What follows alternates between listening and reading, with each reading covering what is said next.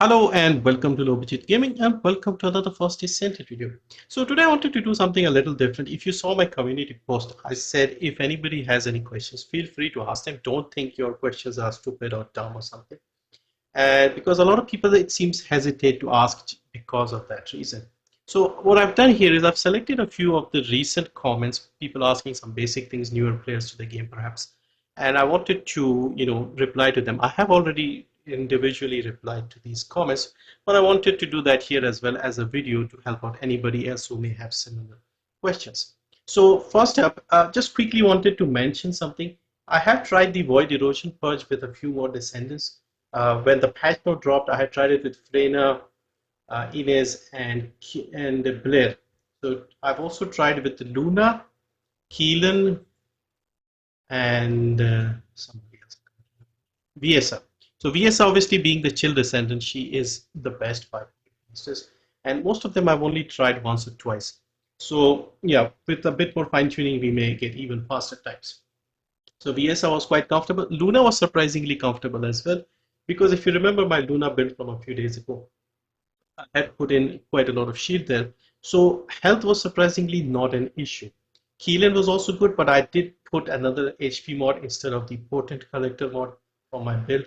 And the rest of them you've already seen, I've covered them in detail. So yeah, Luna and VSA are pretty good here. So yeah, these are solo. I normally don't play solo if I'm trying to farm the cores. I don't really care about the time. So I go in a public, there'll be multiple Serenas and stuff. I've not even tried with Serena and Glay, the one who I have used quite a lot in these stages before. So yeah, I think at this point, Void Purge 30 is well balanced. You can try it with most Descendants. I'll eventually try it with other people like Bunny and Sharon and other people as well. But yeah, Chill Descendant, obviously VS is good. I'll have a look at Haley as well, because Haley was also someone we were using early on with the Ambient Cavalry gun. Anyway, so let's look at some of these common questions that people have, and hopefully these are useful for others as well. All right, so first up, the question is, my build isn't the same as yours. I don't have duration. I have all the amp and focus mods on as well. My question is, would it be better to take off toxic amplification for power increase instead of focus on toxic? I think this was regarding the Frena build. So basically what they are saying here is, um, would it be better to take off toxic amplification for power increase? Um, so basically what they're saying is, if we remove the toxic amplification and use focus on toxic, unfortunately that doesn't work, because each of these mods have a group. So if you see here, focus on toxic has the battle group. So if I'm taking off um, a battle group, I can put this one here, but I cannot have two mods with the battle. So any of the mods that have the grouping, we can only use one of that type. So for example, if you see luck, singular integration, we have luck. We cannot use two luck mods. Now, some of these mods have similar effects. We can see none of these have anything in the group. So you can use multiple. That's why we used increase HP, for example, over here. And then if you look at the HP, we also have Stim Accelerant, HP Amplification, Battle of Stamina. So we can get this one for free because this doesn't have a grouping. But these ones have the grouping. So we can only use one of these three. So that is how it works. So same thing over here. We can only use one battle mod. And I'm using power increase. I can use focus on toxic instead, but we can only use one of them. Now, next one is, where did you get that handgun? So this was on the Luna build video. Let me get the Luna bit here. So with the Luna, he's asking, where did I get this gun? So this is the Hungry Hound. This is a blue handgun, and you have to max out these guns to 40 to get your mastery rank up. So each gun, each descendant, they give you some mastery rank. So in order to see the guns, you can go here and select all handguns, or you can go with all blue guns. They don't give you the location to where to find them, but the blue guns, all of them, all these blue guns, these are general round guns. Let me just special rounds, high power rounds. So 3 plus 2, 5 plus 2, 7, and 4, 11. So all 11 guns, if you want to get hold of them, go to Kingston and just do the various missions here. So they'll drop randomly. Make sure to either turn off the dog, the dismantling on the dog, and hard them as soon as you pick them up. Don't worry about the level, and take them to 40. And you can basically see if you have done that by going into the weapons list, and you'll see the proficiency 40, 40, 40. This one is proficiency 1, but I think I was actually building this one. You can see I've even put a activator and the catalyst over here. So I have taken it to 40 minutes. This is the gun that Inez is holding in her picture at the start when she launched. Ominous hound, get it? So yeah, that is the question regarding where to find these blue guns. Kingston, just run the missions, they'll drop easily. Okay, now this is something I get quite frequently. Dude, how did you get the DPS to 1,000,000? I built mine based off of this one and it's not the same. Is there something I'm missing? So this was, I believe, on the Fallen Hope. Fallen Hope gun, I think. So I think I have Fallen Hope equipped with the banner. No. Anyway, I'll just get Fallen Hope here. Do I have it? Yeah. So if I put Fallen Hope here, I think it's this one that they're saying has a DPS of something. Yeah. So this DPS number. Now, if you are new to the game, you may look at this and think this is important. This doesn't quite work the same in this game as compared to other games. DPS doesn't give you the full picture. The DPS tends to go up with things like fire rate, and the reason why we have 1.6 million here is largely because of the level 10 cores on the gun. So if you can see here, I have two firearm attack cores, I have a toxic attack core, I have a fire rate and a recoil core. These level 10 cores, they tend to increase the DPS number. So yeah, don't just go off the DPS. You can increase them with level 10 cores. And in order to get level 10 cores, you need to be farming stage 30 of the Void Erosion Purge, and then you can get them. Now, you'll always get the level 6 cores, but at the end, you'll get 4 of one of these level 10s as well. And then you can also convert some of them, combine them to get level 10 as well. So yeah, don't worry too much about this one because things can be different. For example, this one is only million, but this is a lot more powerful, I would say, in the Void Erosion Purge. Now, next question, maybe a stupid question, but what even are 400% missions? So again, like I said, nothing is stupid, depends on your experience. So 400% dungeons, if you are not aware, if you are new to the game, if you're still playing the campaign, finish the campaign. I actually don't remember if you have to do a mission or something to get to 400%. 400% came alongside Ultimate Frena over here back in season 1, October time. And basically, you have to go to this terminal, which is the Infiltration Operations terminal, and you will see Infiltration Missions hard. And in the hard difficulty, you'll have 100, 250, and 400. Now, these are only available over here where you see this red skull thing. Every day, you have 2 missions where invasions are happening. So I've already done the invasion, as you can see here for today. When the invasion is not done, you'll see these will be glowing these 2 maps. And when you do the invasion missions, I don't know if we can see the invasion. No, we can't even see the invasions. When you do the invasions, you can do the same missions at 400% difficulty. This is again only available on the 2 missions that have the invasion daily. For example, if I go with this one, I can only get 100 and 250%. These ones will get 400 and this one will get 400. So next day in 4 and a bit hours, almost 5 hours, we'll have 2 other missions, something else. So whichever is the main invasion, you can pick a 400%. Basically, you have more enemies, enemies have more power and things like that, and you get better rewards. You also get the external components in each of them. So with this one, we are getting the Annihilation. If you go 250%, you are not getting those. So yeah, so multiple benefits. You get a lot of useful things.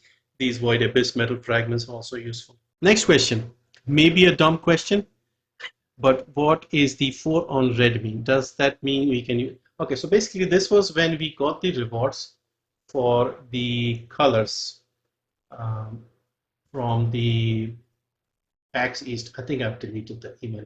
So basically, if you were to look in the paint section. So for example, if you see this one, we got 4 of these. Now this clear coat red, what this means is you can use this color on 4 different outfits. So for example, if you see here, I haven't used anything. Let me find an outfit where I have used some colors. This one here. So over here, you'll see these two get a tick. Okay. Now I can use these two as many times as I want on this outfit. So for example, if I put this color here, if I put over here, kind of looks weird. Over here, I can use it as many times as I want. Okay, and this won't go away. Now, if I want to change the colors, for example, I'm not really in the mood for the green anymore. So if I remove the green and I just paint it over, this will still be available. This will not get used up as it is. So I can come back and put the green again.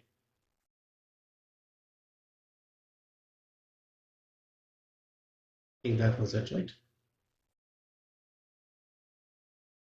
Yeah, I think this was the previous setup. So yeah, so now if I want to paint them again, these paints are not getting consumed. I've used them once and they'll stay with this art. Now if I want to color another outfit, then I'll have to use them once. So basically one use I can use in all the slots. This will not go away. I can switch colors. I can go with a white or something else. And then if I want to come back to this color, it will still be there. So it gets used once and then it's available for that outfit all the time. Okay, next one is low budget. What is the max mastery rank points as of today? So as of today, season 2, episode 2, with Ultimate Blair out, no more guns coming out, no more Descendants coming out for the rest of the season. What we have is mastery rank 29, and point over here XP is 156,244, 156,244. Each Descendant gives you almost 50k. Normal Descendant I think gives you like 49,500, and Ultimate gives you 50,000. So we'll need at least one Descendant and couple of guns, one Ultimate gun to get to mastery rank 30. So that will happen in season 3. Now this is another question that I see quite a lot. Where was the last record in the unofficial records? I have 49 of 50. So if you look in the records over here, where is the unofficial records? Is it? I think it's in the Descendant 50. Yeah, this one here. A lot of people are missing this one. This is quite simple. If you have finished the latest campaign, you go here in section 4, and this is the desk, glazed desk you have to interact with. And when you do that, you will get this record here. You can see it shows you the desk as well. So yeah, a lot of people miss this one. So you just have to come in and interact with this desk. I get a lot of people asking this one. All right, the next one we have here is, I'm not sure how you got 100% crit. I copied your build and I'm only at 41% skill crit. What am I missing? So this was, I think, under the Inez build video. So Inez and VSA. Inez and VSA, they have a passive that gives them a crit increase. Okay, so if you see here, basic info, skill critical hit rate, max MP times 6.5% on the right. So basically, the passive is not active when you're standing out here in Albion. Okay, so if we see now, we are only at 36%. Okay, so in order to see the passive working, we need to be out in the battlefield doing a mission or something, or you can go to the lab and have a look there, because you'll notice the passive becomes active in the lab as well, because we do all the testing, we bring in the vulgars and do everything. So that is usually the only issue. So outside, if you're not seeing the numbers, make sure to head into the lab and you can confirm whether it's working as intended or not. All right, so here we are in the lab. Okay, press I, go up 100%. Okay, so this is the passive, and that is why you don't see it in LP. All right, now the final question is, I don't understand why the dog doesn't dismantle anything. Maybe I don't understand how it works. Also, combining cores, what is the purpose of that? What does combining, say, 25 level 5 cores do? So for this one, what I'll do is I'll make a separate video for the dismantle. because I got another question while making this video, and also it's been a while since I made the junk filter settings video. So I wanted to make an updated video anyway, and I should probably do that because when the dog first came out back in early December, that is when I made that video. So yeah, it's time for an update, I guess, because a few things, some minor things have been changed, like the location of the auto dismantle symbol and things like that. So I'll answer the question about the cores here. So cores, we use cores to make our guns more powerful. So whether it's the secret garden over here, the blast dagger, or the Voltia beam rifle, what we are trying to do is give it more firepower, more ammo, more element attack, or in this case, I'm putting in more sprint cores to give our Descendant more speed while running, and things like that. Now, the best cores in the game are level 10 cores, which you get from the final stages of the Void Erosion Purge, stage 30. So these stages tend to drop level 10 cores, the final few stages. You get level 6 cores and the others as well. And when you defeat the boss, you'll get level 10 cores as well. Any of the ones randomly drop. So because we have the best stats on the level 10 cores, we only go for the level 10 cores. So what we are trying to do is we are combining the lower level cores to make more level 10 cores. So for example, over here, let's pick a gun. Let's say the ancient knight. Let's say I want to get a better percentage on the fire rate because the rest of them are in gold. This one is only in purple. So for this one, we need the green core. Now, if we click over here, it will show you the range of options that we can get with the core. So 1 to 20%. Okay. Now, obviously, the lower levels will give you something small like 1 to 3. Level 2 will give you 2 to 4. Level 3 will give you 3 to 5, and so on, all the way up to, let's say, 9 will give you 9 to 17%, and then 10 will give you 10 to 20%. Okay, so we want the highest number, so we have to use tens. Now I have 30 of these remaining here. Let's just run it a few times to see if we get something better. So let's see if we get fire rate, still 17, same. Anything better? Rounds per magazine, this is good, but we don't want rounds, we want fire rate on this option. Reload time, I don't, so I'll keep what we have. Status, no.